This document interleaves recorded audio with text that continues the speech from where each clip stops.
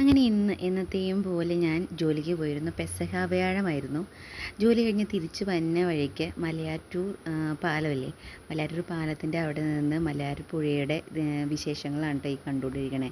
അടിവാരം പള്ളിയാണ് നിങ്ങൾ കണ്ടുകൊണ്ടിരിക്കുന്നത്. അതിനോട് ചേർന്ന മലയാറ്റൂർ പുഴയും കൂടിയാണ് കേട്ടോ. ഈ പാലം എന്ന് പറഞ്ഞിട്ടുണ്ടെങ്കിൽ നമുക്ക് ഭയങ്കര ഉപകാരമുള്ള പാലമാണ്. കുറിച്ചിലക്കോട് നിന്ന് മലയാറ്റൂരിലേക്ക് ഉള്ള പാലമാണ് കേട്ടോ. പാടല്ല കേട്ടോ, പാലം. നാവെന്താ ഇങ്ങനെ കുഴയുന്നേ? ഞാൻ കള്ളൊന്നും കുടിച്ചില്ലല്ലോ, എന്താണെന്നറിയാൻ പാടില്ല. അപ്പോൾ ഈ പാലമാണ്. ഈ പാലം വന്നതിന് ശേഷം ഭയങ്കര ഉപകാരമാണ് നാട്ടുകാർക്ക് എല്ലാവർക്കും കേട്ടോ. അങ്ങനെ ഞാൻ പാലത്തിൻ്റെ അവിടെ നിന്നുകൊണ്ട് ഒരു ചെറിയ ഫോട്ടോയോ വീഡിയോയും കാര്യങ്ങളൊക്കെ എടുത്തു.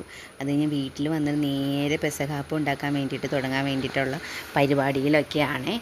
അപ്പോൾ പെസഹാപ്പം ഉണ്ടാക്കാൻ വേണ്ടിയിട്ട് ഉള്ളിയും നമ്മളുടെ തേങ്ങയ്ക്ക് നല്ല വിലയാണ്, എന്നാലും തേങ്ങാക്കുത്തും എല്ലാം വേണം. അതിന് വേണ്ടിയിട്ട് ചന്തുകുട്ടൻ അതെല്ലാം നന്നാക്കി വെച്ചിട്ടുണ്ടായിരുന്നു. അതിൻ്റെ വീഡിയോ ഒന്നും എടുക്കാൻ പറ്റില്ല, കാരണം പറഞ്ഞിട്ടുണ്ടെങ്കിൽ ആ സമയത്ത് ഞാൻ ലൈവ് ഇടായിരുന്നു, അപ്പോൾ വീഡിയോ എടുത്തില്ല. അപ്പോൾ അത് ഇതാണ് അപ്പം ഉണ്ടാക്കി കഴിഞ്ഞ് ഇത് പാത്രങ്ങൾ കഴുകാനുള്ളത്, അതും കഴുകി വെച്ചു. രാത്രി ഒരു 10 മണി ആവാറായിട്ടോ അപ്പം ചുട്ട് കഴിഞ്ഞപ്പോഴത്തേക്കും.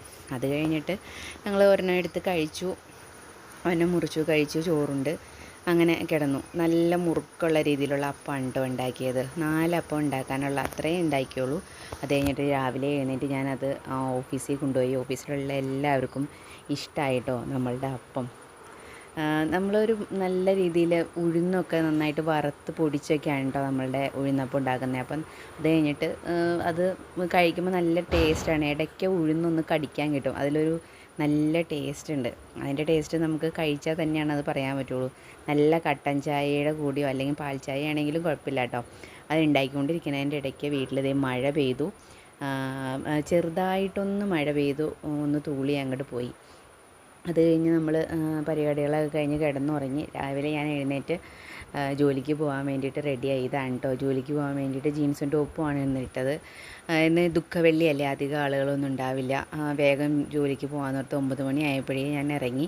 ബ്ലോക്ക് ഉണ്ടാവുമെന്ന് അറിയായിരുന്നു. പിന്നെ മലയാറ്റൂർ പാലം കുറച്ചിൽ കൂടി എത്തിയപ്പോൾ തൊട്ട് നല്ല ബ്ലോക്കായിരുന്നു. അപ്പോൾ ജോലിക്ക് പോയിട്ട് വരാം. ടാറ്റാ. എല്ലാവരും ചാനൽ സബ്സ്ക്രൈബ് ചെയ്യണേ.